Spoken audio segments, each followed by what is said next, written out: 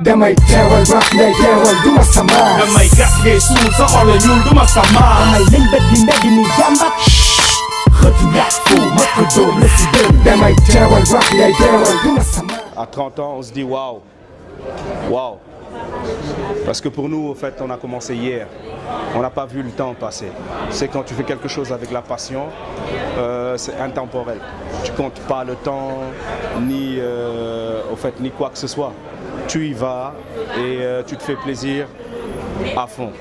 Aujourd'hui, c'est vrai, après 30 ans, on doit se poser de bonnes questions, de très bonnes questions. Où est-ce qu'on en est? Qu'est-ce qu'on a fait jusqu'ici?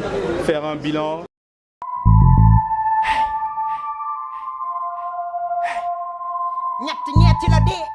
Le hip-hop sénégalais a plusieurs défis sur plusieurs plans.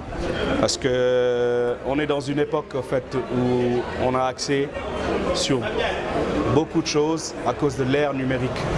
Donc le hip-hop sénégalais doit s'adapter à cette ère numérique-là, c'est-à-dire maîtriser ses instruments, les outils numériques, donc la toile, et faire de telle sorte qu'on ait plus de visibilité, qu'on soit plus organisé et, comme on disait tout à l'heure dans la conférence, qu'on puisse vendre l'image du rap sénégalais, mais à un niveau très élevé.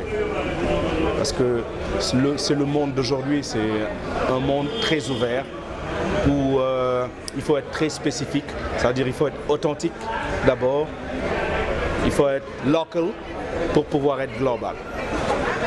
Donc aujourd'hui le hip-hop sénégalais a ça comme défi. Nous, la première génération, on a bossé pour mettre la chose en place. Quand je disais ça à Elzo Jamdong, et là je lui disais, nous quand on est arrivé, il n'y avait pas de route. On s'est battu, on a déblayé le terrain, on a mis la route bitumée et la génération d'après a mis l'autoroute et votre génération a mis le péage. Donc il y a eu une évolution constante comme ça, même si à un moment donné, il y a eu beaucoup de ruptures.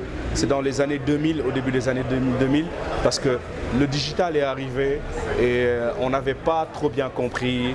Et étant dans un pays sous-développé aussi, on n'avait pas pris la vague dans le bon sens. Donc on a attendu que la vague nous ramène sur la rive pour replonger dans l'océan. Et c'était normal parce que PBS qui avait fait vulgariser au fait cette culture n'avait plus de maison de disques et donc le rêve était un tout petit peu devenu au fait lucide. Le rêve s'est cassé, la lucidité est revenue et beaucoup de gens sur cette période au fait sont partis dans d'autres horizons. Et les rescapés ont essayé de tenir la flamme, ce qui fait que cette génération qui a pris la flamme, le relais, en fait, n'était pas une génération bien préparée. Et voilà, aujourd'hui, où est-ce qu'on en est? On a des MC qui, lyricalement, sont très forts.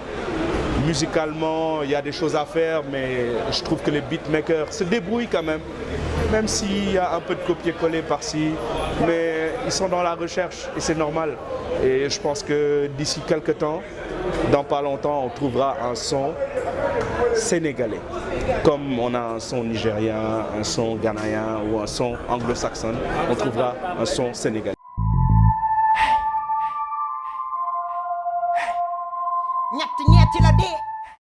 Mais forcément,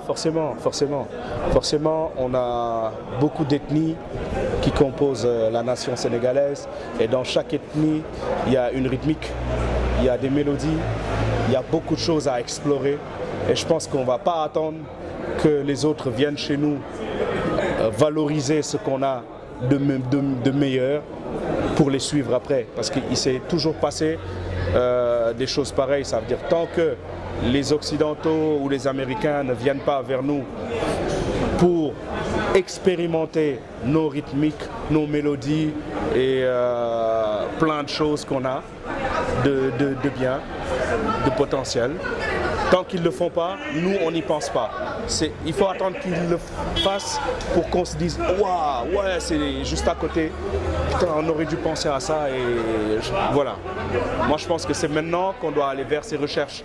Tu sais, le groupe Khalam 2, la deuxième génération, avec Prosper. Pourquoi aujourd'hui c'est resté intemporel? Parce que ce Prosper, il était allé faire des ateliers en Casamance, un peu partout, dans le Sénégal, là où il pensait pouvoir puiser un rythme, une mélodie originale. Il allait là-bas et il restait avec les peuples autochtones pour comprendre les codes de la rythmique ou de la mélodie. Et il revenait pour le transposer dans la musique de Khalam. Ce qui fait que quand tu écoutes de Khalam, tu te déportes tout de suite. Ça te parle tout de suite. Si tu es de la Casamance, ça te parle tout de suite. Non, mais moi, je relance un appel aux beatmakers. Allez-y à fond, les gars. Faut pas... Allez-y, recherchez. Il y a une manne inexploitée qui est là, qui dort. Allez vers ça. Parce que les Américains ont fait pareil. La technique du sampling, c'est aller vers le gospel, le jazz, la soul music, le R&B d'antan. C'est là-bas où ils sont allés chercher.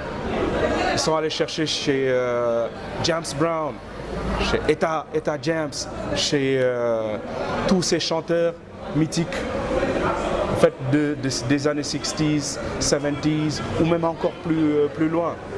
Aujourd'hui, ici, je pense que le même leg est là. Et c'est aux beatmakers d'aller chercher ça, c'est aux artistes aussi, même les rappeurs peuvent aller chercher ça et proposer ça aux beatmakers.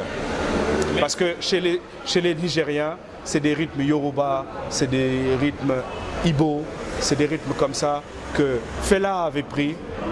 Et c'est aujourd'hui le afro que Fela faisait, c'est ce afro-là qui est repris et qui a été modernisé et qui marche. Damay teewal rock lay teewal duma sama. Damay gas ngay suul sa xol la ñuul duma sama.